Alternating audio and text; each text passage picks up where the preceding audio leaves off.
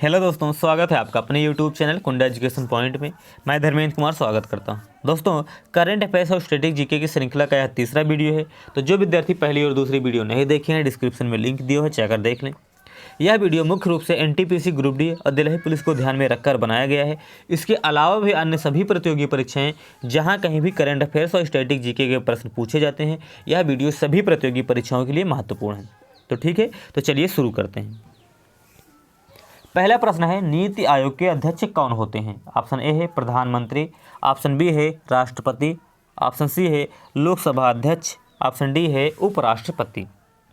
तो बताइए, नीति आयोग के अध्यक्ष कौन होते हैं? तो इसका सही उत्तर है ऑप्शन ए प्रधानमंत्री।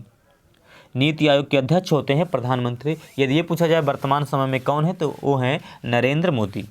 और यदि ये पूछा जाए वर्तमान समय में राष्ट्रपति कौन है, तो ये हैं रामनाथ कोविंद। किस नंबर के हैं? तो 14वें नंबर के। प्रधानमंत्री किस नंबर के हैं? तो ये हैं 15वें नंबर के। लोकसभा अध्यक्ष कौन है? तो ये हैं वर्तमान समय में लोकसभा अध्यक्ष हैं ओम बिरला। ये किस नंबर के हैं? तो ये हैं 17वें नंबर के। यदि ये पूछा जाए वर्तमान में उपराष्ट्रपति कौन है, तो ये हैं एम वेंकैया नायडू। ये किस नंबर के हैं? तो ये हैं 13वें नंबर के। अब यहाँ पर एक शब्द आया है नीति आयोग।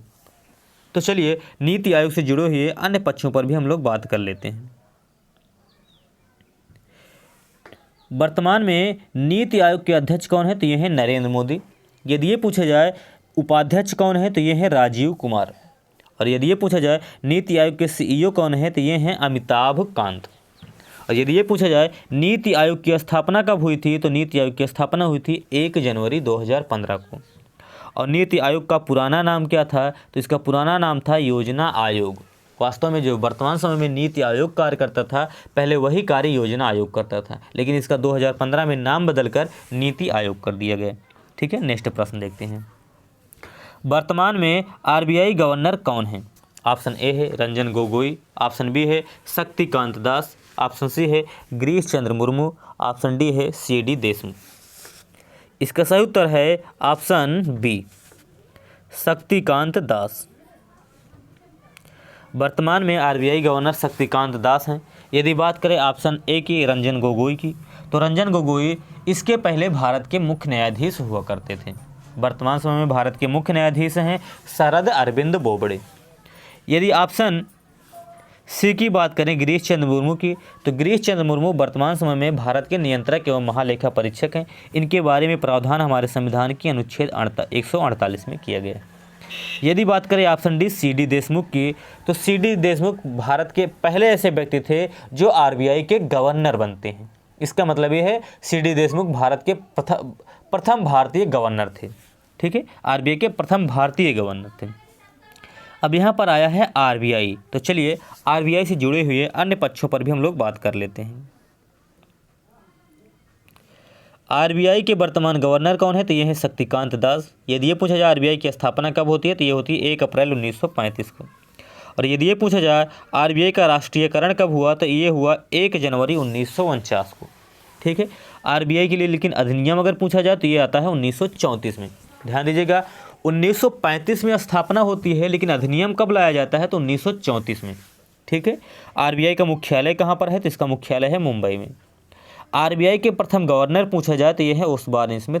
लेकिन अगर ये पूछा जाए आरबीआई के प्रथम भारतीय गवर्नर, भारतीय आ जाए, तो ये है सीडी देशमुख। ठीक है, अब चलिए नेक्स्ट प्रश्न देखते हैं। तीसरा प्रश्न है, वर्तमान में एनजीटी के अध्यक्ष हैं? ऑप्शन ए है आदर्श कुमार गोयल, ऑप्शन बी है अधीर रंजन चौधरी, ऑप्शन सी है सुशील चंद्रा, ऑप्शन डी इनमें से कोई नहीं।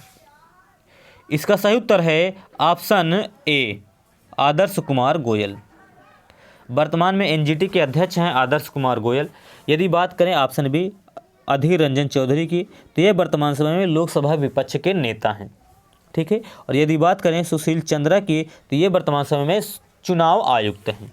ठीक है, अब यहाँ पर आया है एनजीटी। तो चलिए, एनजीटी से जुड़े हुए अन्य पक्षों पर हम लोग बात कर लेते हैं।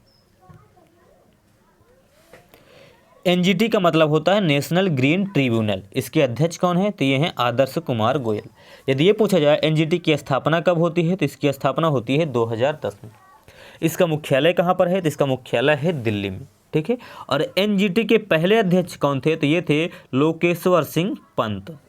ठीक है, अब चलिए नेक्स्ट प्रश्न देखते हैं। चौथा प्रश्न है राज्यसभा महासचिव हैं।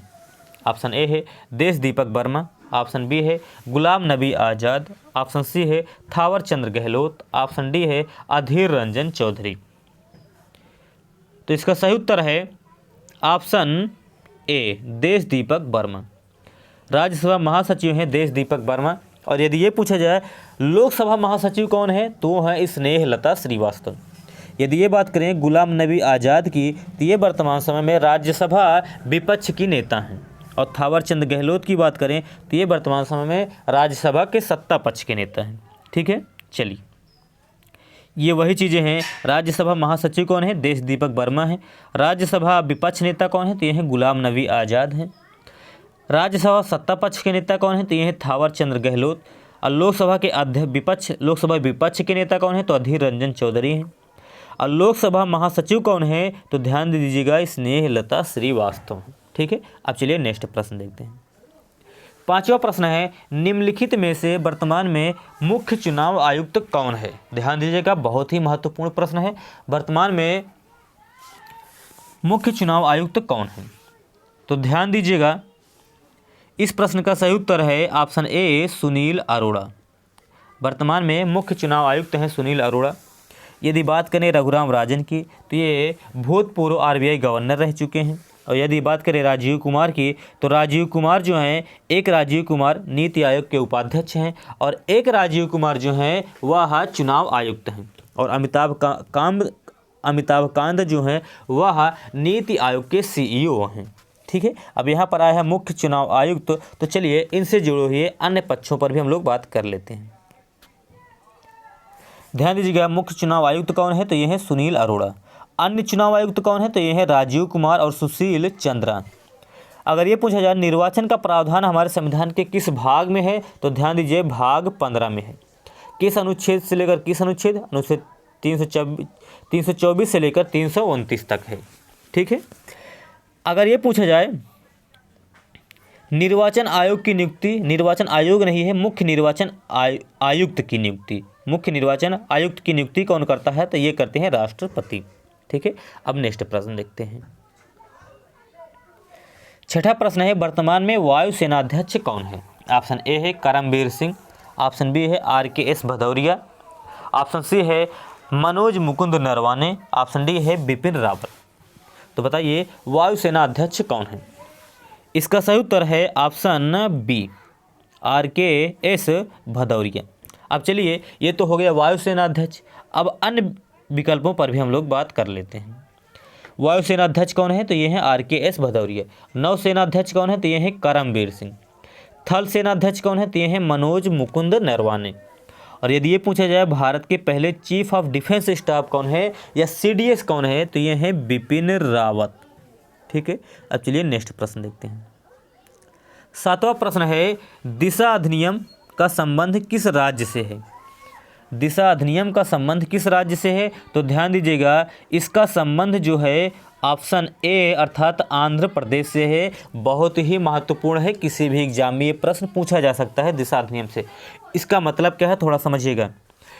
आंध्र प्रदेश में एक डॉक्टर महिला का गैंगरेप किया जाता है, उसके बाद उसे जिंदा जला दिया जाता है।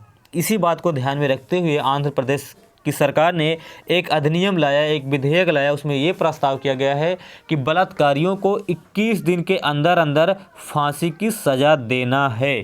क्या करना है? बलात्कारियों को 21 दिन के अंदर अंदर फांसी की सज़ा देना है। ठीक है, तो दिशा अधिनियम का संबंध किससे है? आंध्र प्रदेश से है। और यहाँ पर एक चीज़ और ध्यान दीजिएगा, आंध्र प्रदेश भारत का एकमात्र ऐसा राज्य है जिसने अपनी 3 राजधानियाँ घोषित की है। एक हैदराबाद है, एक अमरावती है, एक विशाखापट्टनम है, एक कुरनूल है। ठीक है, अब चलिए नेक्स्ट प्रश्न देखते हैं। 8वां प्रश्न है असहयोग आंदोलन किस वर्ष शुरू हुआ था? ध्यान से प्रश्न को पढ़िएगा, इसमें कहा गया है किस वर्ष शुरू हुआ था। तो इसका सही उत्तर है ऑप्शन ए 1920, क्योंकि असहयोग आंदोलन जो है वह 1920 में ही शुरू होता है। और यदि 1942 की बात करें तो 1942 में जो है भारत छोड़ो आंदोलन शुरू होता है। और इसी आंदोलन में महात्मा गांधी द्वारा जो है करो या मरो का नारा दिया जाता है। और 1927 की बात करें तो 1927 और 28 में साइमन कमीशन आते हैं और 1930 में जो है सविनय अवज्ञा आंदोलन शुरू होता है। ठीक है, अब यहाँ पर आया है असहयोग आंदोलन, तो इसके बारे में थोड़ा सा और देख लेते हैं। असहयोग आंदोलन जो है 1920 में शुरू हुआ तथा चौरा चौरी कांड, ये पूछा जाता है चौरा चौरी कांड कब हुआ था, तो 5 फरवरी 1922 को। और इसके बाद जब चौरा चौरी कांड हो जाता है तो इसके बाद जो है इस आंदोलन को रोक दिया जाता है। ठीक है, चलिए नेक्स्ट प्रश्न देखते हैं। 9वां प्रश्न है, विश्व की सबसे बड़ी नदी किस महाद्वीप में बहती है? ध्यान से पढ़िएगा, विश्व की सबसे बड़ी नदी, विश्व की सबसे बड़ी नदी, ध्यान दीजिएगा, बड़ी नदी है किस महाद्वीप में बहती है? ऑप्शन ए है अफ्रीका महाद्वीप, ऑप्शन बी है एशिया महाद्वीप, ऑप्शन सी है उत्तरी अमेरिका महाद्वीप, ऑप्शन डी है दक्षिणी अमेरिका महाद्वीप।